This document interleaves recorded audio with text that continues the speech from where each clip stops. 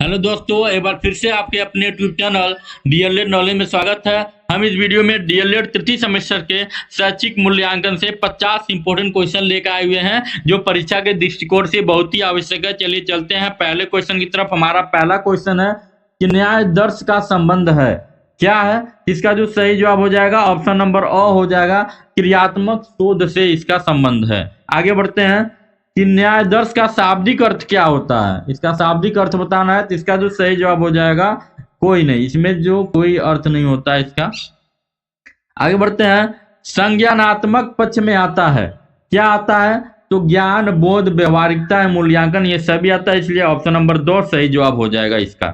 आगे बढ़ते हैं कि भावात्मक पक्ष का संबंध होता है, तो ऑप्शन नंबर 2 ये सभी से हो जाएगा सही जवाब। आगे बढ़ते हैं, कौशलात्मक पक्ष का दूसरा नाम क्या है, तो ऑप्शन नंबर 100 क्रियात्मक पक्ष है।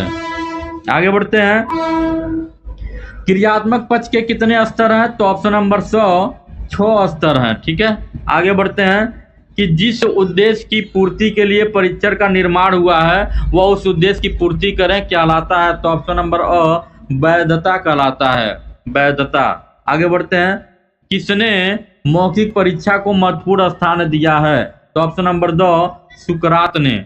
आगे बढ़ते हैं कि मिचोल स्कीवेन ने सन 1967 में भूमिका पर चर्चा करते इसे 2 भागों में विभाजित किया। ये 2 भाग कौन से हैं, तो ऑप्शन नंबर 100 हो जाएगा, दोनों और ब दोनों हो जाएंगे। संरचनात्मक मूल्यांकन और योगात्मक मूल्यांकन पर चर्चा किया।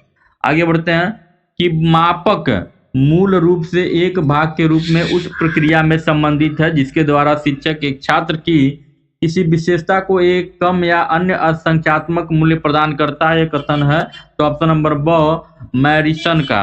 आगे बढ़ते हैं कि मापन प्लस मूल्य निर्णय बराबर होता है, तो ऑप्शन नंबर अ मूल्यांकन होता है। क्या होता है, मूल्यांकन होता है। किसका कथन है, किसका कथन है, मापन मूल्यांकन का वह भाग है जो प्रतिशत, मात्रा, अंक, मध्यमान एवं औसत के रूप में व्यक्त किया जाता है। ये कथन जो है वह वासले का है, ऑप्शन नंबर ब सही जवाब हो जाएगा। आगे बढ़ते हैं कि परिषदीय विद्यालयों में प्रथम सत्र परीक्षा कब होती है, तो ऑप्शन नंबर अ अगस्त में होती है। आगे बढ़ते हैं, द्वितीय सत्र परीक्षा परिषदीय विद्यालयों में कब निर्धारित की जाती है, तो ऑप्शन नंबर ब दिसंबर में निर्धारित की जाती है। आगे बढ़ते हैं कि निदान शब्द का प्रयोग किसके लिए किया जाता है, तो ऑप्शन नंबर अ हो जाएगा, मापन के लिए किया जाता है, मापन के लिए किया जाता है। आगे बढ़ते हैं, शैक्षिक नवाचार के अंतर्गत आते हैं, तो ऑप्शन नंबर 2 हो जाएगा, ये सभी आते हैं शैक्षिक नवाचार के अंतर्गत आते हैं। मूल्यांकन के उद्देश्य हैं क्या है, तो ऑप्शन नंबर 2 ये सभी जो हैं मूल्यांकन के उद्देश्य हैं।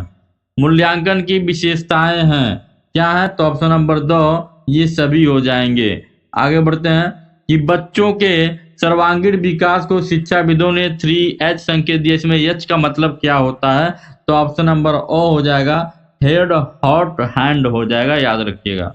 आगे बढ़ते हैं, ब्लूम के अनुसार शैक्षिक उद्देश्य का क्रम क्या है, तो ऑप्शन नंबर 2 सही हो जाएगा, ये सभी हो जाएंगे, इसलिए ऑप्शन नंबर 2 सही हो जाएगा। किसका कथन है, प्रत्येक वर्ष जो जरा भी सत्ता रखती है किसी न किसी परिणाम में सत्ता रखती है, मापने योग्य है क्या है, तो ऑप्शन नंबर ब इसका सही जवाब हो जाएगा, थांडाइक का ये कथन है। आगे बढ़ते हैं कि जब कोई व्यक्ति परंपरागत तौर तरीके से हटकर नए ढंग से कार्य करता है तो वह कहलाता है, तो ऑप्शन नंबर ब नवाचार कहलाता है, इसका सही जवाब हो जाएगा ब। आगे बढ़ते हैं कि नवाचार एक ऐसा विचार है जिसकी प्रतीत व्यक्ति नवीन विचार के रूप में करे, यह कथन किसका है, तो ऑप्शन नंबर अ E.M. रोजर्स का है ये कथन। आगे बढ़ते हैं कि नवाचार एक विचार है, व्यवहार अथवा वस्तु है जो नवीन और वर्तमान स्वरूप से गुणात्मक दृष्टि से भिन्न, यह कथन किसका है, तो ऑप्शन नंबर ब वार्नेट का है। आगे बढ़ते हैं कि शैक्षिक नवाचार की आवश्यकताओं को व्यक्त किया जा सकता है, तो ऑप्शन नंबर ब वैज्ञानिक एवं तकनीकी ज्ञान का प्रसार, सही जवाब हो जाएगा इसका। आगे बढ़ते हैं कि मौखिक परीक्षा किसने प्रारंभ की, इसका जो सही जवाब हो जाएगा ऑप्शन नंबर ब ग्लेडाइड्स ने। बहुत इंपॉर्टेंट क्वेश्चन है, याद रखिएगा। अगर वीडियो अच्छा लगे तो शेयर लाइक कमेंट जरूर करें। ठीक है, आगे बढ़ते हैं कि शैक्षिक क्षेत्र में क्रियात्मक अनुसंधान का प्रयोग किया था, किसने किया था? तो ऑप्शन नंबर अ सही जवाब हो जाएगा, स्टीफन एवं कोरे ने किया था। आगे बढ़ते हैं, कार्य क्षेत्र से संबंधित समस्या के कारणों को जानने व समस्या किए जाने वाले शोध कहलाते हैं। तो ऑप्शन नंबर ब क्रियात्मक शोध कहलाते हैं। आगे बढ़ते हैं कि शैक्षिक उद्देश्यों के अनुसार प्रश्नों के पक्ष होते हैं। ऑप्शन नंबर 2 4 पक्ष होते हैं। आगे बढ़ते हैं कि छात्रों के प्रारंभिक ज्ञान का मूल्यांकन किया जाता है। तो ऑप्शन नंबर 100 मौखिक मूल्यांकन से किया जाता है। आगे बढ़ते हैं, मूल्यांकन एक निरंतर चलने वाली प्रक्रिया, यह कथन किसका? तो ऑप्शन नंबर 100 एनसीईआरटी का है। आगे बढ़ते हैं कि निम्नलिखित में से किसका संबंध मूल्यांकन के संज्ञानात्मक पक्ष से होता है? तो ऑप्शन नंबर 100 समझ का। आगे बढ़ते हैं कि उपचारात्मक शिक्षण में प्रमुख रूप से चयन किया जाता है।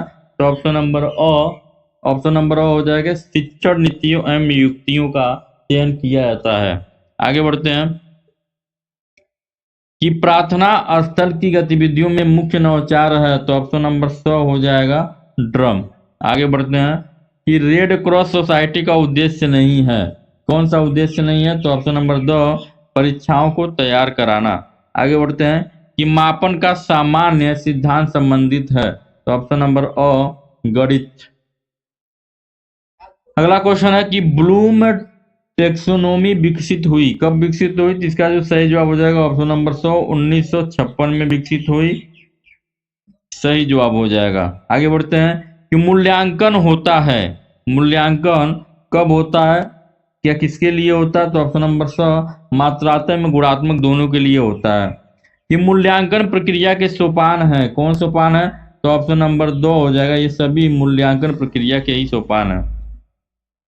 मूल्यांकन वह प्रक्रिया है जिसके द्वारा शिक्षक एवं छात्र यह निर्णय करते हैं कि शिक्षण लक्ष्यों को प्राप्त किया जा रहा है या नहीं। यह कथन किसका? तो ऑप्शन नंबर 100 क्रान बैंक का यह नियम है। आगे बढ़ते हैं कि प्रायोगिक मूल्यांकन होता है। तो ऑप्शन नंबर अ विज्ञान भूगोल एवं कृषि में। आगे बढ़ते हैं कि शिक्षण अधिगम प्रक्रिया में नवाचार क्या है? तो ये सभी नवाचार हो जाएंगे। आगे बढ़ते हैं कि ब्लूप्रिंट है, तो ब्लूप्रिंट क्या? ऑप्शन नंबर अ प्रश्न पत्र की आधारशिला है। आगे बढ़ते हैं क्रियात्मक शोध का मूल आधार होता है। तो ऑप्शन नंबर ब समस्या एवं हमारा हल भी हमारा। आगे बढ़ते हैं बचाव निदान का उच्चतम स्तर, यह कथन किसका है? तो ऑप्शन नंबर अ टीपी नन का यह कथन है। आगे बढ़ते हैं कि निम्नलिखित में से किसका संबंध मूल्यांकन के भावात्मक पक्ष से होता है? तो ऑप्शन नंबर 2 हो जाएगा रुचियों का। अगला जो क्वेश्चन है कि सतत और व्यापक मूल्यांकन की प्रक्रिया मुख्यतः कितनी प्रक्रिया होती है? तो ऑप्शन नंबर 2 5 सही जवाब हो जाएगा।